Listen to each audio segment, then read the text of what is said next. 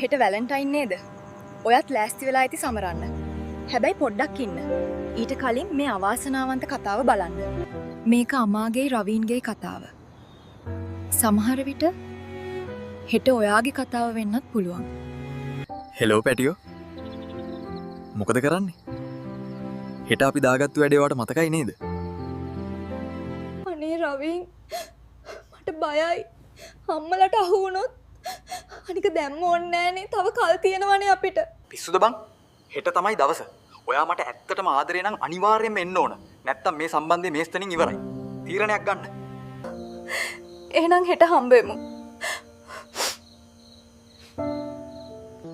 Happy Valentine's Day, Manika. I love you.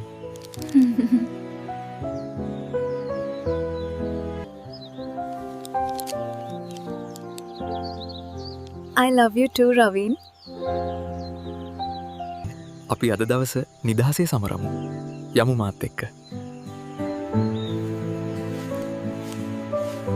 අපිට අද රැට නවතින්න double room එකක් ඕනේ. ඉක්මනට ඒක ලෑස්ති කරලා දෙන්න පුළුවන්ද? මම මහා මෝඩියෙක්. රවීන් මාව දාලා ගිහින්. දැන් මම මොකද කරන්නේ? කොහොමද මැනික? අද වෙච්ච දේ ඔයාට මතක නැති වුණාට මගේ ෆෝන් එකට හොඳට මතකයි. ඔක්කොම වීඩියෝ කරලා තියෙන්නේ මනේ. අනේ රවීන් මට එහෙම කරන්න එපා. ඔයාව විශ්වාස කරලානේ කැමති උනේ. හෙට මම කියන තැනට එන්න ඕන. ආවේ නැත්තම් මේ වීඩියෝ එක ලීක් කරනවා. එච්චරයි.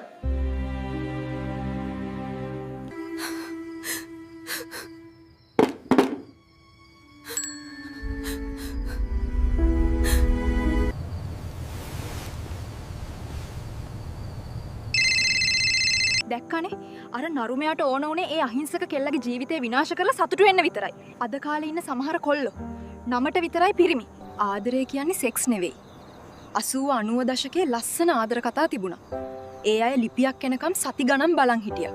විවාහ වෙනකම් ඉවසගෙන හිටියා. ඇයි ඔයාලට ඒ ඉවසීම නැත්තේ?